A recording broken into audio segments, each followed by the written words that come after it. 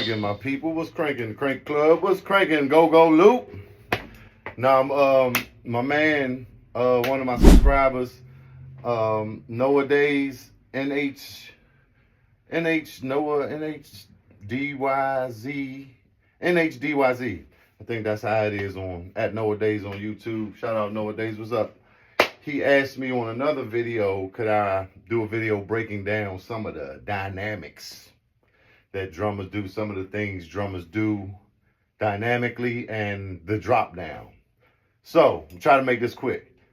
For me, the drop down, and I can't tell you what any other drummers doing, how. I mean, I basically can tell you, but I haven't talked to anybody like Buggy or Stomp or Jeff about most of these type of things we do. Most of it is natural because go-go is an impromptu type of style of music, like jazz, right? Funk and jazz, mostly jazz. I guess funk too, right?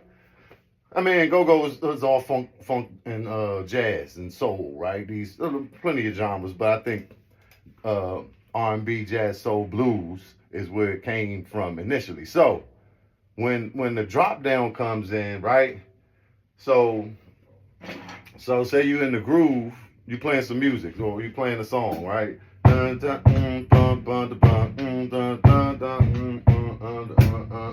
So before I explain the drop down, it's certain things that drummers do that I've learned being trained and working with Roy Battle, Funky Ned, and being around drummer friends. I guess just things you pick up, but I think this is a Roy thing. Or like I said, I don't remember. I might have naturally picked this up, but when you're as the drummer, when you're playing the groove or the music, right? It's usually a crash.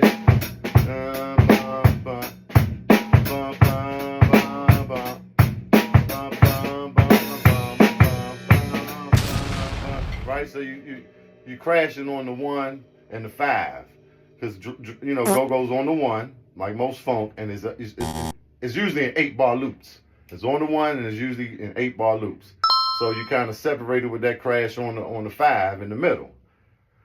Now when you're playing music or groove, a lot of times when other musicians are playing, you're crashing on the 1 and that 5, maybe even on the 3 and the 7. A lot of times it depends, but definitely that 1 and that 5 is like the natural feel. So that's one thing. Just a tip for any drummer that may need tips. Oh, and I forgot to tell y'all, my man Noah, NHDYZ. I'm gonna have to look at that. I hope I'm getting that right. NHDYZ Nowadays. He's in Montreal. Now I'm not sure if he's from here, but I know he's in Montreal. So shout out Montreal, and I had to glee that. So when you're playing the groove, like I said, 1, 3, 4, 2, 3, 4, 5. Okay. So 1, 2, 3, 4, 2, 3, 4, 3, 2, 3, 4, 4, 2, 3, 4, 5, and so on. Like I said, it's usually 1 and 5 for sure. Now, when you do like a pickup while you're playing the groove, right? You might do if you're going into a verse, right? We do a thing called choking the hi-hat, right?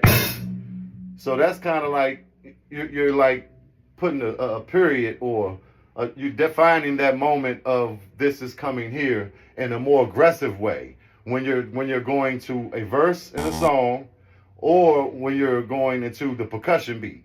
Right, you crashing as the music is going, right? Because it's like that crash vibrates, and what's that? And that's not vibrato, but it's another word for that. You know what I'm saying, y'all? It extends. That crashes, resonates, right? And this is cuts it, right? So that's one thing. In the groove, you hitting the crashes. Or you crash every bar. Depend on the music.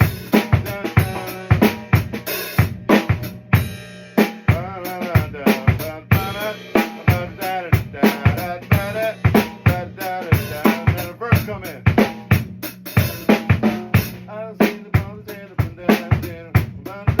See, I cut it off instead of having having it ring out, ring on, right? Hello. So that's one little thing. I'm gonna try to do this fast, but it's a lot of little details. So, and then those rolls and the fills you do in the music, which usually lead to the cymbal, because you're only going, usually you're using this choking a hi-hat for certain definition. It could be a verse, like I said, the percussion, certain breaks and things you want to define abruptly, right? But so usually in the music, let's think of a song. Do you want it on college green now? Run in the dynasty now.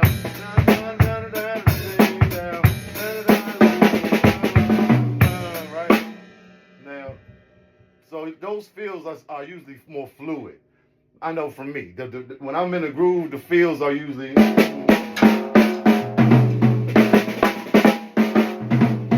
right.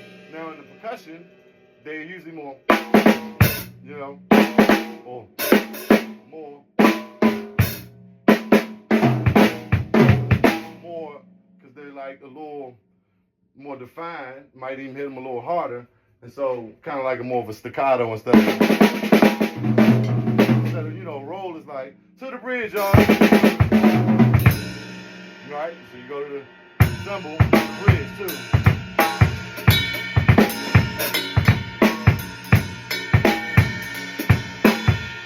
Another thing, of course, a bridge.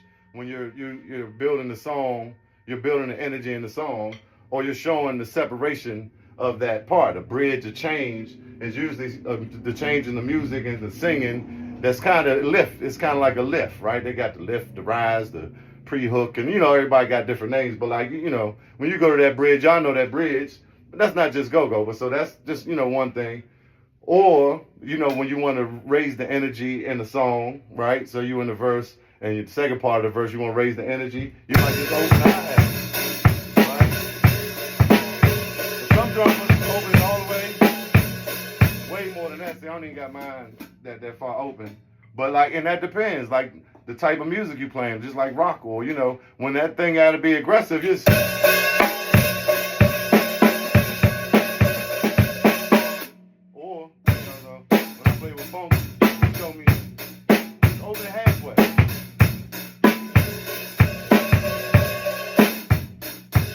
Just depending on the energy you're trying to give the song at that moment, those are things you do. You the ride cymbal, of course, then you got those different, dynamically different, opens of the hi-hat, different levels of open, like jive open, slightly open, or all the way open. All right, so that's that, right? You got the choke on the verse and the percussion, and anything you want to stop abruptly and get attention to, right? You might...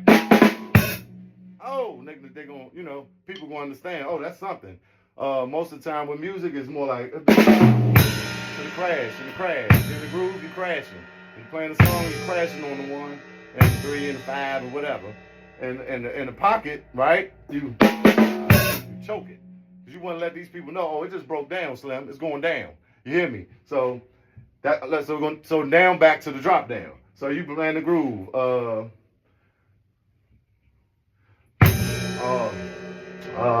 Give me a groove, y'all. Give me a groove, yeah. Hello. Oh, out the back, y'all jump. Hello from the other side, right? I must have gone down inside. Hey, sorry, hey, breaking your heart.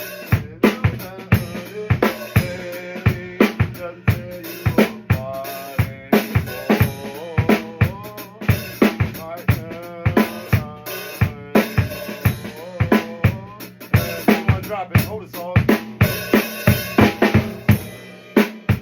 See, that's not a good example, because Bug did crash on that record specifically, but usually, especially in the go-go, you're going to choke.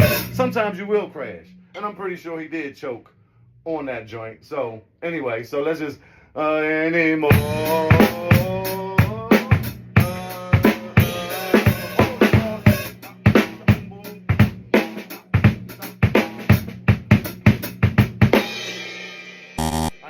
Y'all, my bad, I'm a little rusty, but so, and I thought of that in the middle. That's the drop down, so right? anymore. Hey, so.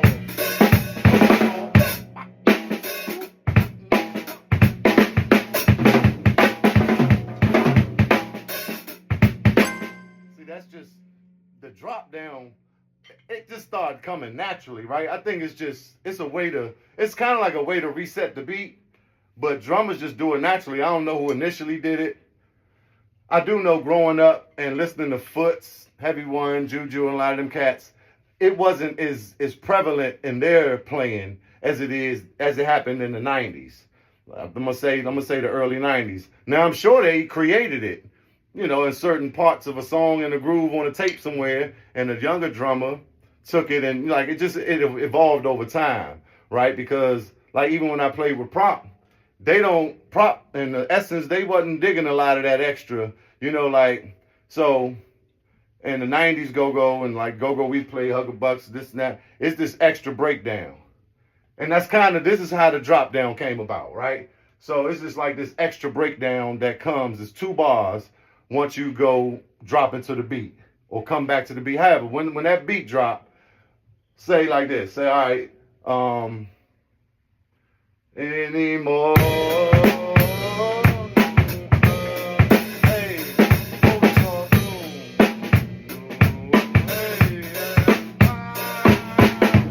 right, that 2-bar little section, I don't know. Like I said, I can't tell you exactly why it was created, but the way it feels is that it's just resetting the beat. It's kind of like a another breakdown because you're coming out the groove or you're dropping in that pocket and it's just that 2-bar section, like Junkyard would do it a lot with the 8. Then it might drop the bomb like WORND on the word.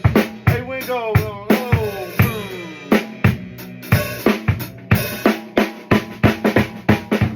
Right, that 2-bar little section, and it's like it's reset the beat. And you might choke again, or you might even crash. But a lot of times, like I say, you choke, depending on how you want to, how you want to express it at that moment as a drummer, what you think it requires, right? So that's kind of where the drop down came. Now, with Bug and them do it, and the way Bug do it is a whole nother, he then took it to whole nother levels of the drop down. But that's what it's about. It's like resetting the beat. And and it's a feel. Usually, it's something that you just feel at the moment. You're having fun with it, doing the trick here and there, and it's almost like a time that we already set aside as a lead talker and go-go in general. We've agreed that 2-bar joint, we know that drummer might hit you with something slick and then go back to the beat. Because most of the time we want them holding the beat. We don't want them doing a bunch of tricks because we got to be dancing. We don't want you to do too much and mess us up on the dance floor, right? So that's a little time for you to put a little trick in there and then go hold that beat. Hold it, Sauce, right? Hold it, Bug. Hold it. Wait a minute. Ride it straight.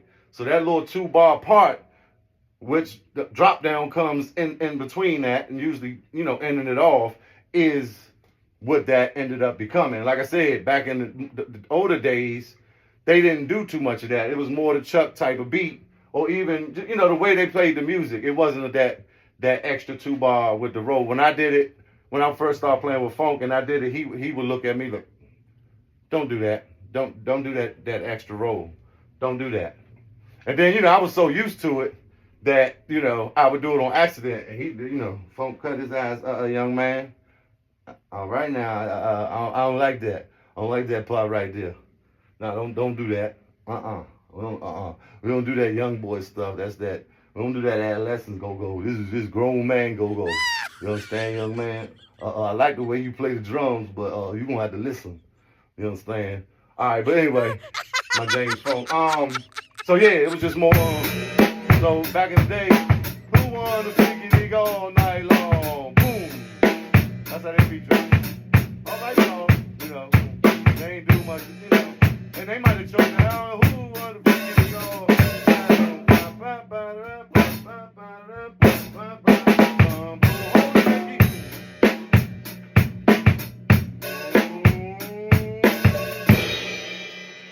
When it went around that 2 bars, it might just be a crash at the end.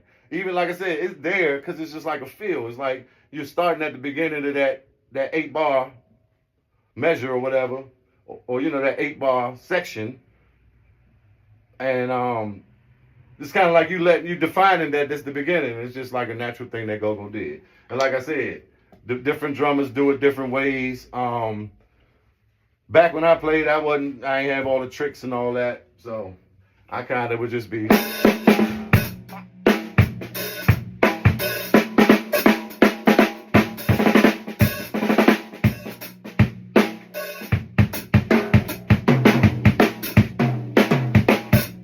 Buggy be getting you all that. I mean, I can do that type stuff now. I'm just saying back then it wasn't that much. But here's another example of that.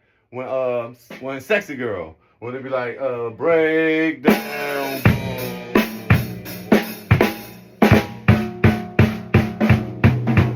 Sometimes that's the same type, it's that same 2 bars. It's just, it's just done in different ways. Like I said, I think that comes from Junkyard. I think it's on Sardines or the word. Boom, bat it out, So that's kind of where it started around those times. I'm sure Essence got joints. I'm just giving you my reference off the top of my head. But that 2-bar section in the beginning of the 8 bars, that's where that drop down come from. And I think it just evolved into, the crowd expects the drummer to kind of, finish it off. And it ain't every time, but, certain times it's a feeling. That's what I'm saying. The drummer just might feel it. He can't help it. And then the lead talker is just going to say, oh, so Buggy was probably doing it. Of course, it wasn't like nothing they practiced.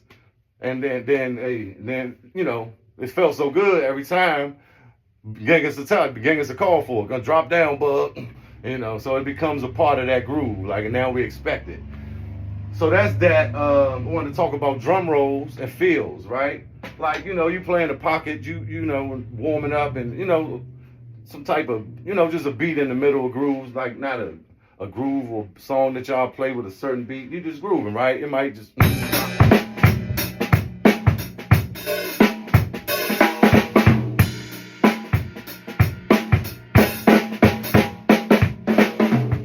mean, I'm just saying, so when you're doing that type of thing, on the 8, you just resetting the beat. And it might not be much. It might just be.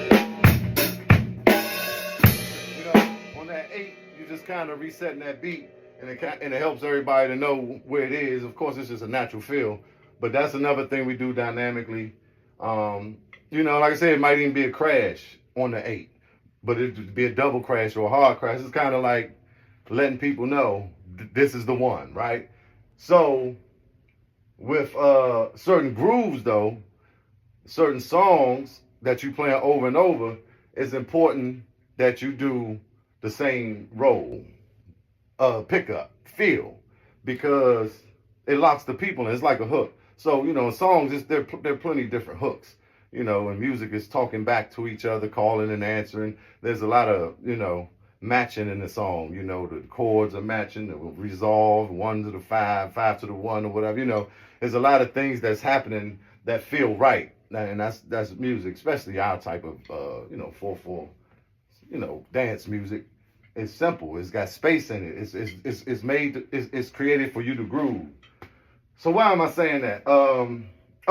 But just like Phil Collins, I can feel it coming in the air tonight. You know what I'm saying? You know what I mean? It's like, so when Roy used to tell me that, of course, as a drummer, as a young drummer, I just want to do a roll. I want to try different rolls every time, or just kind of do what I feel.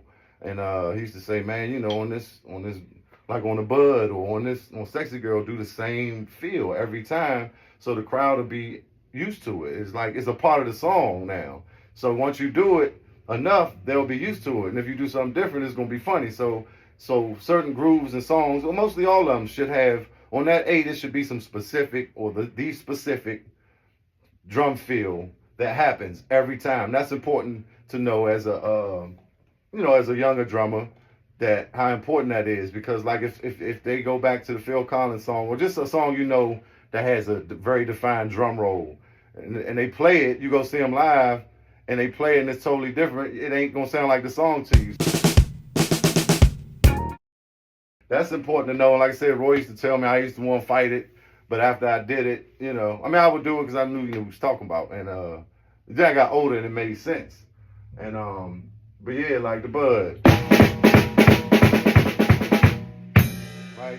A lot of grooves got that. Funk used to call that the life roll. Give me life. Here, bend down. He said when I bend down like this here, I want you to give me that. I want you to give me that life roll, Bama. You got that? All right. Try again. Anyway, so the backyard, hook me up, right?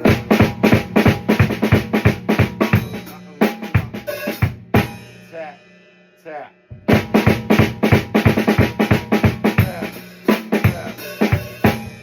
That's important to know.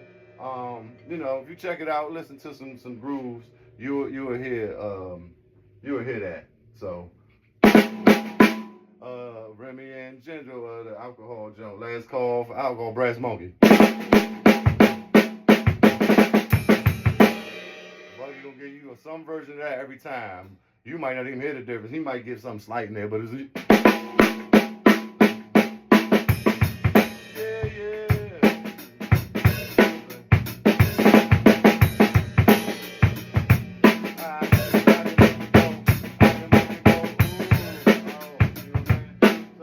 mostly every song, Rough It Off, the West Bama, the West Bama, rough it off, a lot of Dre joints, but like that's a lot of grooves. I think it's the Essence joint. I know I used to do a song, Huck-a-bucks. This is just like a turnaround or a roll,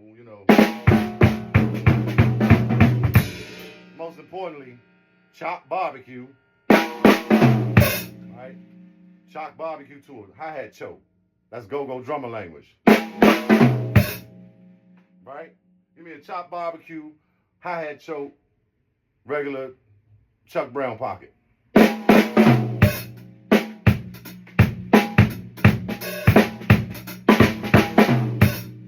So chop barbecue is the most used roll feel ever. Not only in go-go, but we call it chop barbecue. I think Chuck named it that. So that's a very important one to know and use a lot, because you're usually going to stay on time with that, and it's gonna do the job. So the chop barbecue, but yeah. So like I said, on a song or groove, figure out a feel that you're gonna put in there, and on every 8, that feel come in. I mean, it might be something a little different when you go into another part of bridge, or back to the breakdown. It might be something like for 1 or 2 sections, but the main sections, or maybe even every 8, pick the same drum feel. That's something we do dynamically. All right. One last thing is I've been going, but I noticed over like in the mid 90s, I'm gonna say about 95, 96 ish. Drum rolls start putting more foot into the roll. I mean, you always had.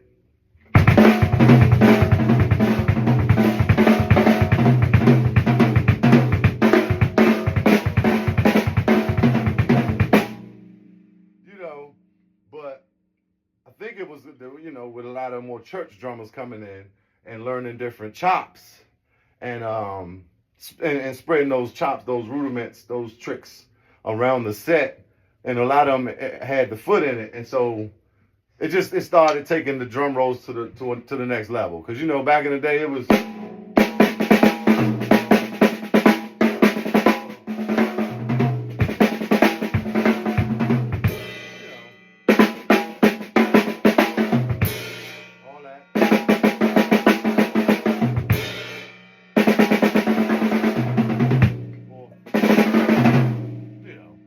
Strokes, but now you got just the 3-1-3-2, I think it's called. This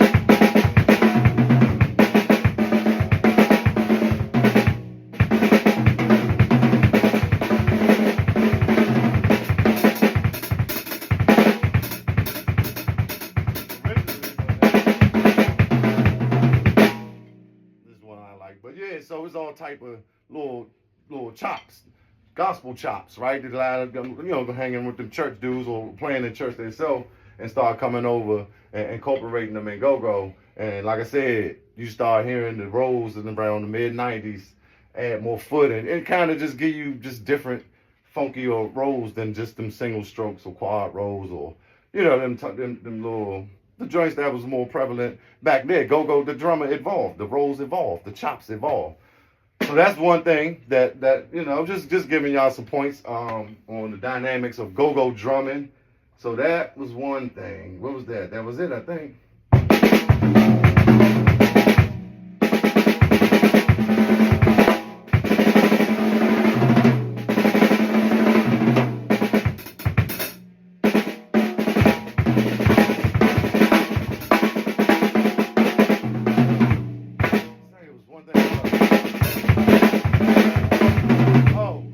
So joints like tap young.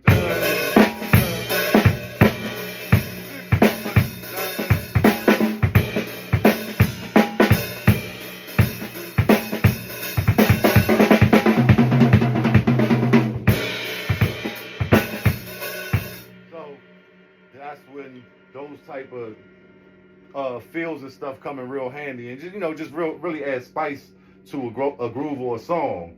Where back in the day it was like it'd have been like tap, tap, tap.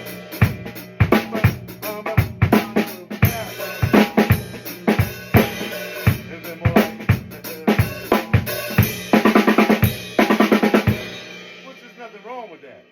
You know what I'm saying? But I'm just saying now it's more like tap.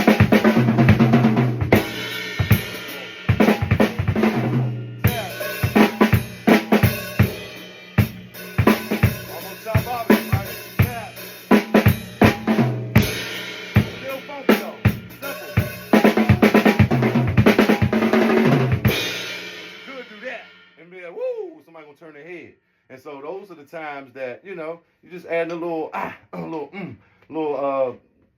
exclamation mark as the drummer. You just you let them know you back there. Boom, boom, boom. A lot of it is all feel. So the basis of it is all feel and things that became kind of like the standard or the norm over time as go-go evolved. But like another one, bang, bang, stomp, na na na.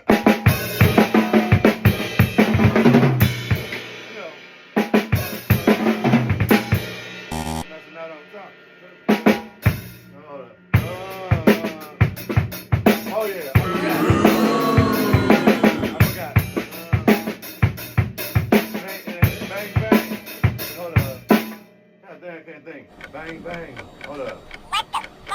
I'm thinking, it's the same groove, but hold up. Bang, bang, bang, bang. Oh, yeah. Oh, yeah, so no beat, y'all. Hold up.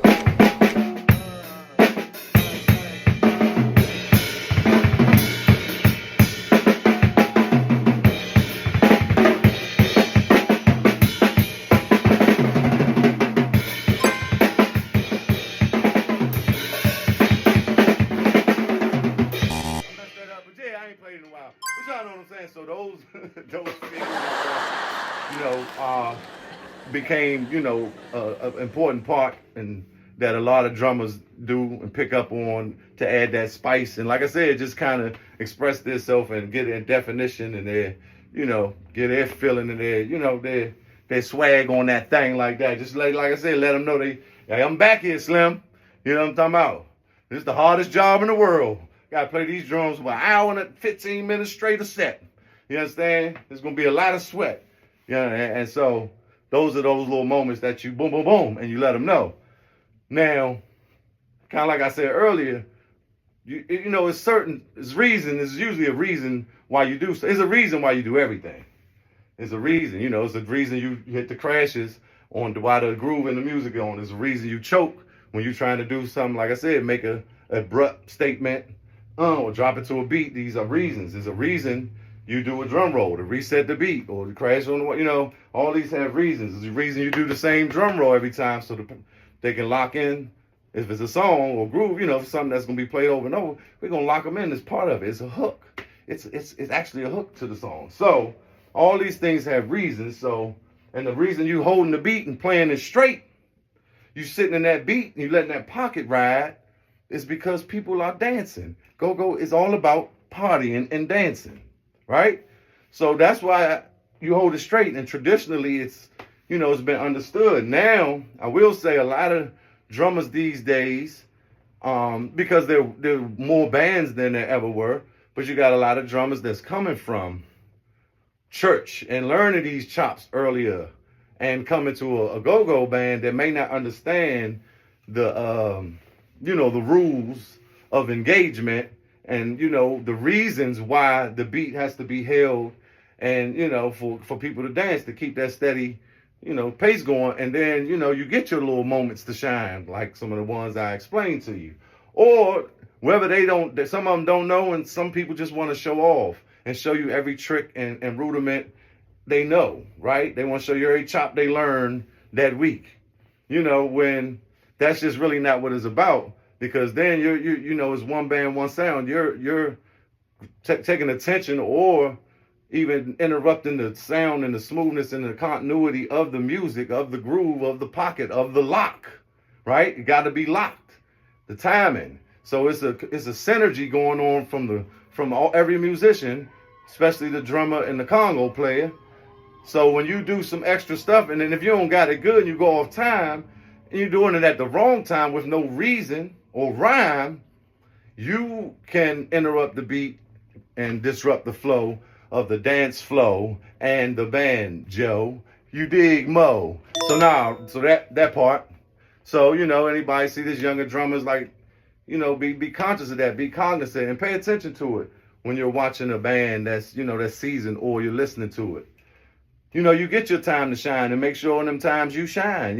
That's when you get your thing in. But other than that, you got to hold that beat consistent, hold it steady. It don't mean a thing if it ain't got that go-go swing. You understand? So that's very important. Just, another thing I know this, and we talking about go-go drumming and dynamics. Got to know how to hold that beat, or, got to have a reason and know the reasons why you do what you do when you do it. And that's very important. And some stuff I learned along the way, working with some some good musicians. So yeah, man, that's about all of it. Definitely here to educate, innovate, educate, and preserve this go-go culture and live music culture through edutainment. You understand? Go-Go Loops. Make sure y'all check out the website, gogoloops.net. I got a couple other drum videos where I got another kind of drum video I did on the go-go beat. I think it's on this channel. But yeah, just check out some of the stuff. I'll be doing more tutorials. Shout out to Noah Days for bringing this subject up. It's a great subject to talk about. As you can see, I've gone a pretty lengthy minute. It seemed like it was something else. But yeah, it was the church drummers coming over, chopping a lot. And, that was part of it. I guess. If not, I'll cover it in another video.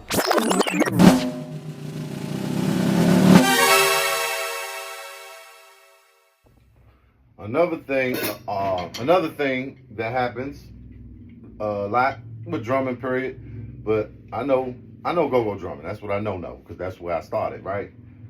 And this is just came natural to me because when I started playing drums at like 14, 15, I didn't go to any classes, or I was self-taught. I didn't go to band, I didn't have band and learn my rudiments and stuff like that. I had music classes, so I didn't know like rudiments, double stroke, single stroke, paradiddle, and so on. I was actually in a band class at Bladensburg High School. Shout out to Mr. Daggett, but we was dysfunctional in there, and he was just as dysfunctional as us.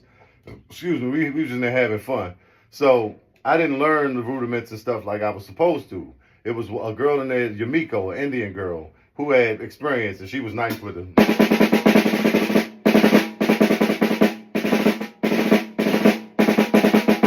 She was nice, but we was in there, double stroke roll. Yeah. Because we hearing it, you trying to do it, we ain't learning the notes and stuff like that. When we playing the Star Spangled Banner like this. Because it's mostly, I think it's mostly like that. But I ain't know all that. So like I said, coming to go-go, I'm just listening to Juju and Heavy One. I had a tape, like a white tape that somebody recorded over a single or something I had.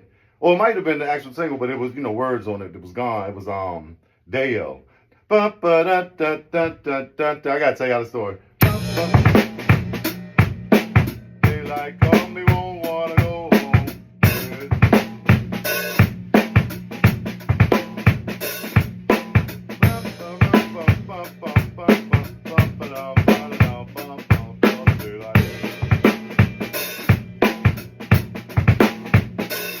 See, even like that, like you got the little groove, and then you got the daylight. But you know, you play that with a little different emphasis, and you add different little stuff to separate those parts. Just nuances of the go-go swing and drumming in general, but it's all about feel. So I've started with that. I had like that. I had, you know, some Essence, some Foots, and some Junkyard. Heavy one, probably like 89 at the Safari Club, or you know, whatever Junkyard tapes. So I learned in the basement, and a couple cousins that giving me a couple pieces of drum sets, and I put it together, figured out, you know, the stands and the hi-hat, had to figure all that out. And I was in the marching band, Mr. Dagger's class. We had about 6 people in this class. And like I said, we was just in there funning and cutting up. We wasn't learning like we were supposed to. And but my grandmother took me to Chuck Levin's.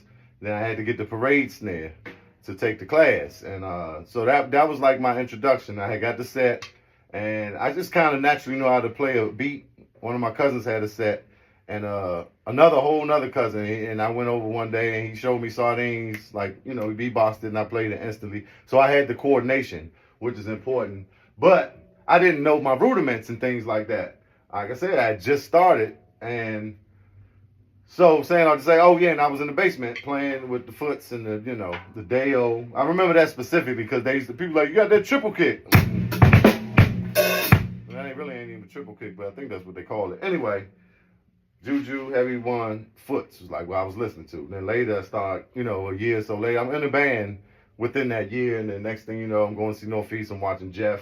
And Blue Eye, I seen Blue Eye was the first drummer I ever seen down St. Mary's County with Hot Cold Sweat. Shout out Blue Eye Daryl. Shout out Jammin' Jeff. Learned a lot from them cats. So I know I be having, because it'd be a lot of history I want to share with y'all when I be telling these points, these points in history, points in time, and points in my development. But yeah, so I didn't learn formally. So I'm basically in the band doing shows, and I just know that go-go beat. I had to swing.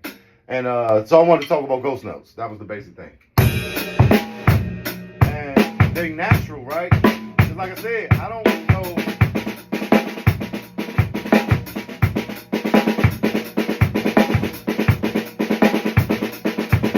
And of course, my left hand wasn't nothing because I wasn't doing no rudiments. I wasn't practicing and becoming ambidextrous. I mean, you know, making my hands even, starting with the left and starting with the right and doing different rudiments. No. It was just a feel because it's, you know, it's bouncing on the snare. You know, you can play clean.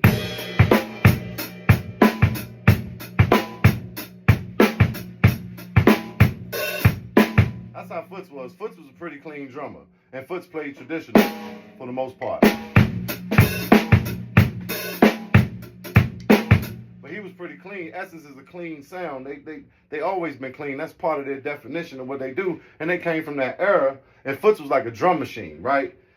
So, but certain times you might hear him doing the ghost notes or rattling the snare, however you want to call it. But it's mainly just ghost notes. It's kind of like keeping time. And like I said, it's a natural thing that kind of happens, you know, when you're in the...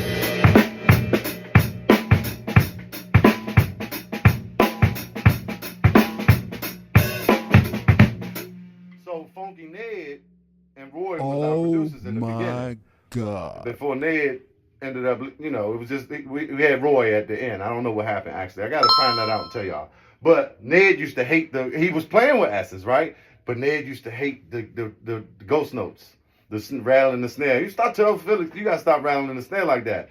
And I used to I wasn't even doing it on purpose. It was a natural thing. But it kind of felt good, so I used to be like, so it was hard to stop because it was a habit. I was used to it. It was naturally happening. I'm just learning how to play.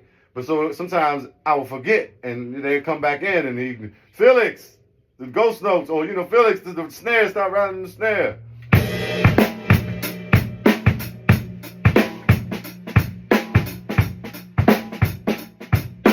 Oh, my bad. My bad, man.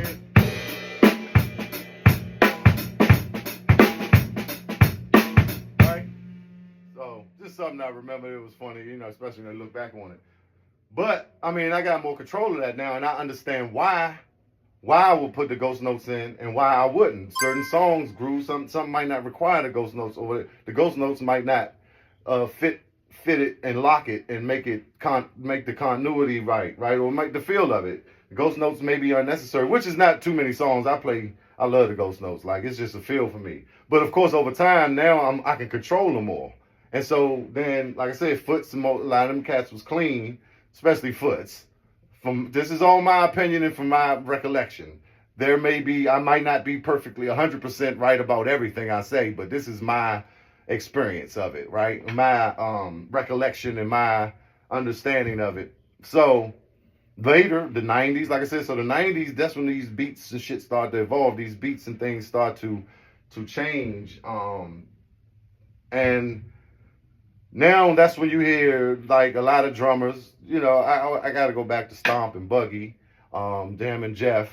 But a lot of stuff Buggy, I think, brought in or emphasized it, you know, made it known or, you know, used it in a certain way where a lot of drummers follow. A lot of drummers follow Buggy. Of course, Sugarfoot Rick, Mac, you know, Blue Eyed Darryl, of course, Heavy One, Foots, you know, all these Juju. We talking about in the 90s and a lot of stuff that evolved into what you hear now with a lot of drummers, just like the bounce beat. A lot of it came from Bug, Paul Edwards. Shout out Paul Edwards, my man Bug. So, but yeah, them ghost notes now is, so you might be.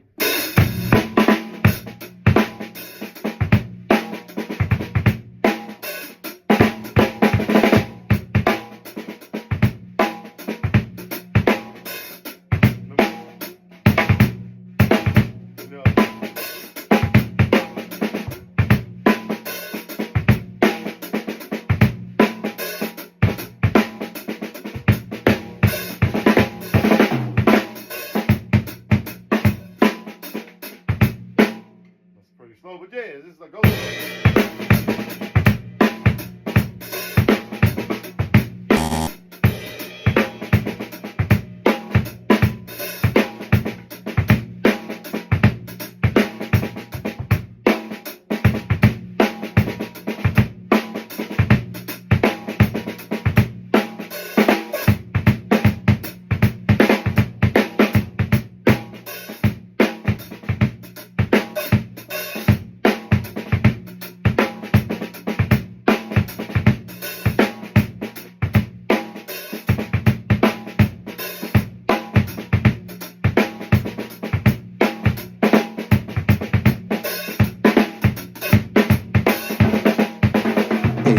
I just remembered the other thing I wanted to do. I wanted to play this. It's a backyard from the 930 Club, and Bug, they hitting Butterfingers, and they drop down. They drop out of the groove, and the hook. There ain't no way that I can make you stop.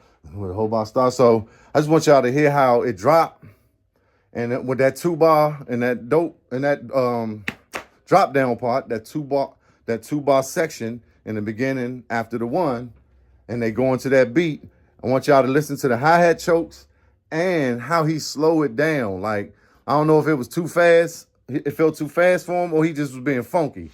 But check this out. Listen to the tempo as it comes around. Hold up. Let me take it back a little bit.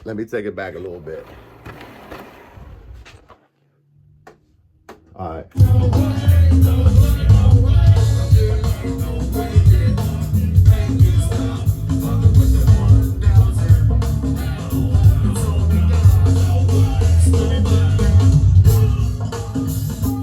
That slow down. Woo, Lord. Yes, indeed, bud. One more time. Hold up. I gotta go back though because I want you to hear the tempo before that joint drop. Well, make sure y'all hear this now. That's a funky drummer drumming. One more time. But it don't interrupt the flow.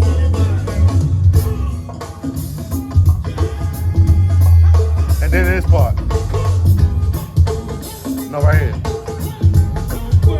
That double, that extra little, you know what I'm saying? All right, one more time. Simple, funky.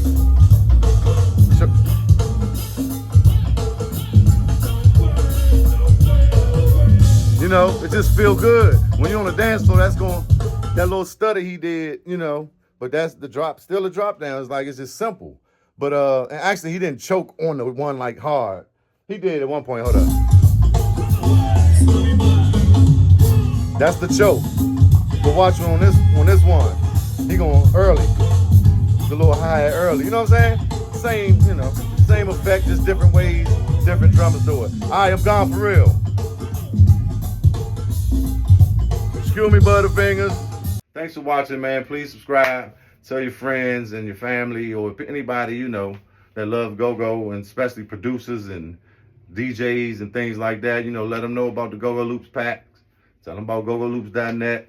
Tell them to subscribe. Y'all know I got skits coming. I got more. I got the Chief and Go-Go trivia show. I got more joints. I got interviews coming. More to edit. I be having to get it in. More videos like this, and all type of content. So thank y'all, man. Keep it cranking. One, putting go-go on the map by putting go-go on my back. I got the whole DC on fire.